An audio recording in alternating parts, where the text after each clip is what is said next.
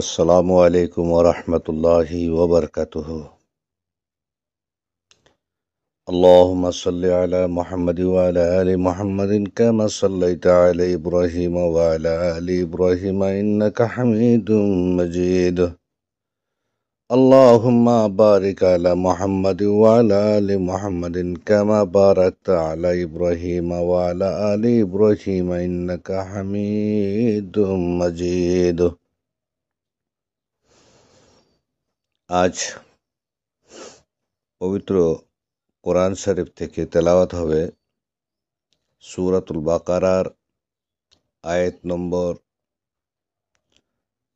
৭৮ থেকে ৮৩ পর্যন্ত তেলাওয়াত হবে এবং তারপরে তার বাংলা তরজমা হবে ইনশাআল্লাহ। আউযু বিল্লাহি মিনাশ শাইতানির রাজীম।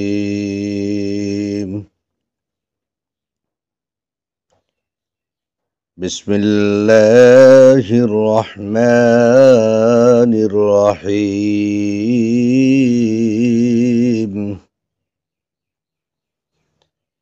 أولا يعلمون أن الله يعلم ما يسرون وما يعلنون.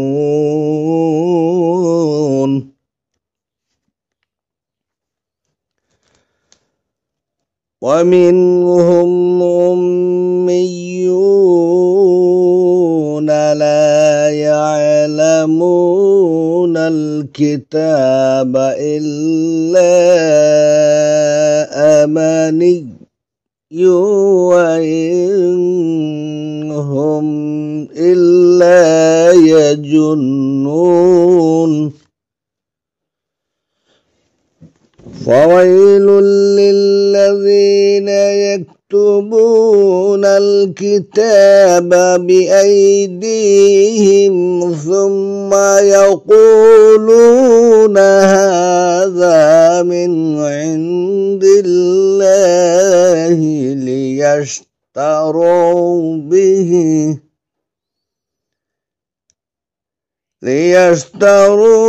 به ثمنا قليلا. وويل لهم مما كتبت أيديهم وويل لهم مما يكسبون.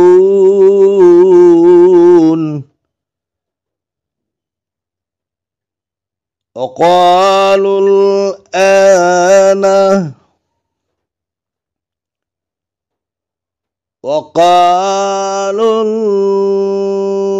لن تمسنا النار إلا أياما معدودة. قل أتخذتم عند الله عهدا فلن يخلف الله عهده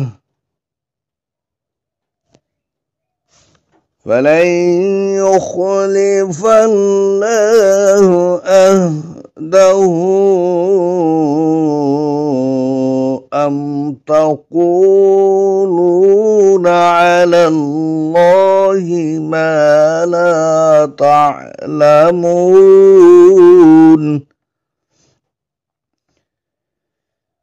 بلى من كسب سيئة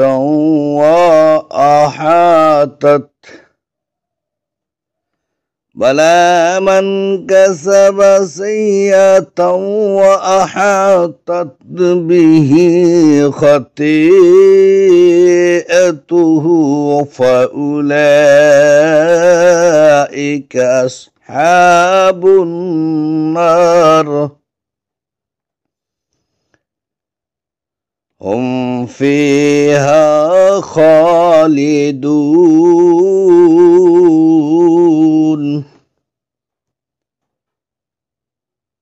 والذين آمنوا وعملوا الصالحات أولئك أصحاب الجنة هم فيها خالدون।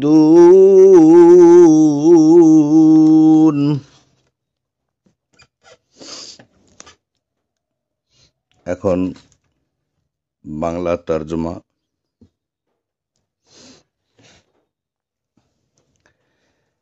আর তাদের মধ্যে আছে নিরক্ষর, তারা মিথ্যা আকাঙ্ক্ষা ছাড়া কিতাবের কোনো জ্ঞান রাখে না এবং তারা শুধুই ধারণা করে থাকে। সুতরাং ধ্বংস তাদের জন্য যারা নিজ হাতে কিতাব লিখে তারপর বলে এটি আল্লাহর পক্ষ থেকে, যাতে তা তুচ্ছ মূল্যে বিক্রি করতে পারে। সুতরাং তাদের হাত যা লিখেছে তার পরিণামে তাদের জন্য ধ্বংস, আর তারা যা উপার্জন করেছে তার কারণেও তাদের জন্য ধ্বংস।